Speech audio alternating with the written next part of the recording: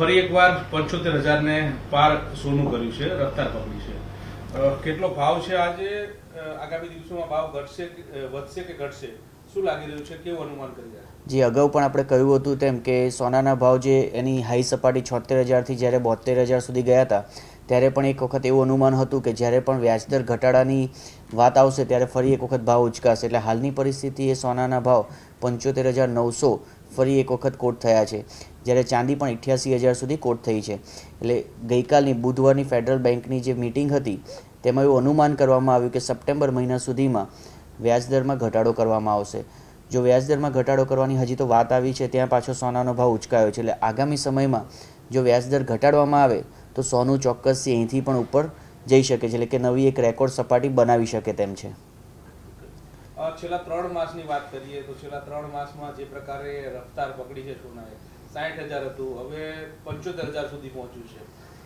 કઈ સ્ટેજમાં કેટલા રૂપિયા વધ્યા છે છેલ્લા 3 મહિનાની અંદર અને શું સ્થિતિ છે?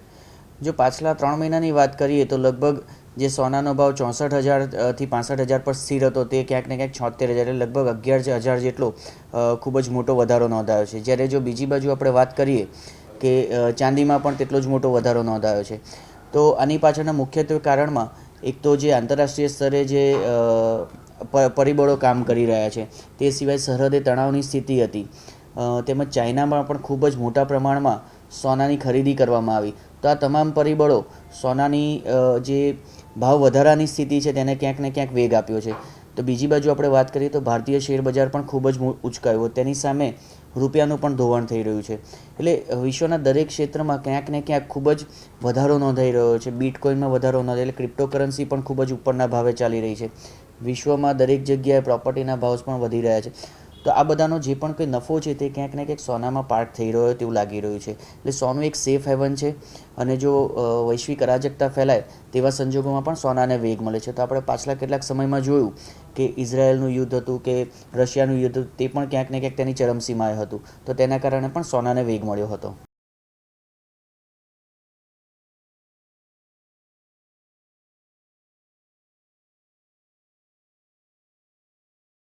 ફરી એકવાર 75,000 ને પાર સોનું કર્યું છે, રફતાર પકડી છે. કેટલો ભાવ છે આજે? આગામી દિવસોમાં ભાવ ઘટશે, વધશે કે ઘટશે? શું લાગી રહ્યું છે? કેવું અનુમાન કરી રહ્યા છે? જે અગાઉ પણ આપણે કહ્યું હતું તેમ કે સોનાના ભાવ જે એની હાઈ સપાટી 76,000થી જ્યારે 72,000 સુધી ગયા હતા, ત્યારે પણ એક વખત એવું અનુમાન હતું કે જ્યારે પણ વ્યાજદર ઘટાડાની વાત આવશે ત્યારે ફરી એક વખત ભાવ ઉચકાશે. એટલે હાલની પરિસ્થિતિ એ સોનાના ભાવ 75,900 ફરી એક વખત કોટ થયા છે, જ્યારે ચાંદી પણ 88,000 સુધી કોટ થઈ છે. એટલે ગઈકાલની બુધવારની ફેડરલ બેંકની જે મિટિંગ હતી તેમાં એવું અનુમાન કરવામાં આવ્યું કે સપ્ટેમ્બર મહિના સુધીમાં વ્યાજદરમાં ઘટાડો કરવામાં આવશે. જો વ્યાજદરમાં ઘટાડો કરવાની હજી તો વાત આવી છે, ત્યાં પાછો સોનાનો ભાવ ઉચકાયો છે. એટલે આગામી સમયમાં જો વ્યાજદર ઘટાડવામાં આવે તો સોનું ચોક્કસથી અહીંથી પણ ઉપર જઈ શકે છે, એટલે કે નવી એક રેકોર્ડ સપાટી બનાવી શકે તેમ છે. છેલ્લા 3 માસની વાત કરીએ તો છેલ્લા 3 માસમાં જે પ્રકારે રફતાર પકડી છે સોનાએ, 60,000 હતું, હવે 75,000 સુધી પહોંચ્યું છે. કઈ સ્ટેજમાં કેટલા રૂપિયા વધ્યા છે છેલ્લા 3 મહિનાની અંદર અને શું સ્થિતિ છે? જો પાછલા 3 મહિનાની વાત કરીએ તો લગભગ જે સોનાનો ભાવ 64,000થી 65,000 પર સ્થિર હતો તે ક્યાંક ને ક્યાંક 76,000 એટલે લગભગ 11,000 જેટલો ખૂબ જ મોટો વધારો નોંધાયો છે. જ્યારે જો બીજી બાજુ આપણે વાત કરીએ કે ચાંદીમાં પણ તેટલો જ મોટો વધારો નોંધાયો છે.